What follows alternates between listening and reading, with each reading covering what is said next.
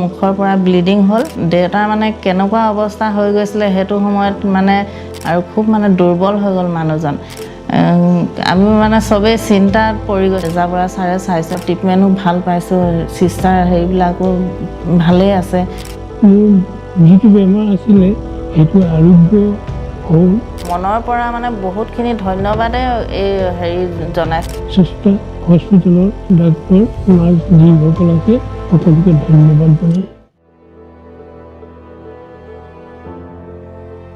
মোৰ নাম ফুলজ্যোতি বৰুৱা গগৈ মই নাহাকতীয়াত থাকোঁ আমাৰ দেউতাৰ মানে গা ভাল নাছিলে দেউতা থাকে টিংখাঙত শ্ৰী সূৰ্যকান্ত বৰুৱা তেখেতৰ মানে হঠাৎ মানে এদিনা নাকৰ মুখৰ পৰা ব্লিডিং হ'ল আৰু খুব মানে দুৰ্বল হৈ গ'ল মানুহজন ইমান মানে দুৰ্বল হ'ল আমি ধৰি মানে ওলোৱা সোমোৱা তেনেকুৱা কৰিছোঁ আৰু তাৰ পৰা আমি স্ৰষ্টা হস্পিটেল আহিলোঁ আহি মানে লগালগ আমাৰ ইমাৰ্জেঞ্চি আমি ৰাতি আহিছোঁ সেইদিনা 12 তাৰিখৰ দিনা ইমাৰ্জেঞ্চি চেক কৰিলে তাৰ পৰা কৰি মেলি মানে আমাক ICUত ভৰাই দিলে ICUত থাকিলে তাৰ পৰা ছাৰে চালে ৰেজা বৰা ছাৰে চাইছে ছাৰে চাই পিনে ক'লে এনজিঅ'প্লাষ্টিক কৰিব লাগিব হাৰ্টত মানে অলপ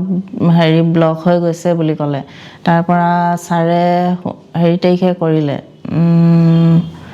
17 তাৰিখে কৰিছে 17 তাৰিখে কৰি এতিয়াতো দেউতা ঠিকে আছে আৰু ইয়াত মানে ৰেজা বৰা ছাৰে চাইছে ট্ৰিটমেণ্টো ভাল পাইছোঁ চিষ্টাৰ সেইবিলাকো ভালেই আছে